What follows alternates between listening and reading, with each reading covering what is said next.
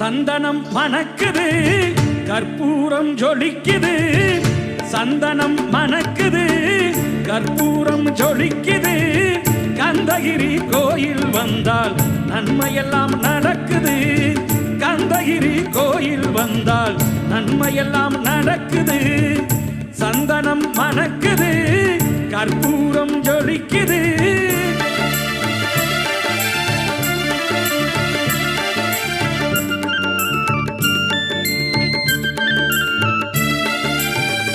நித்தமும் பாலிலே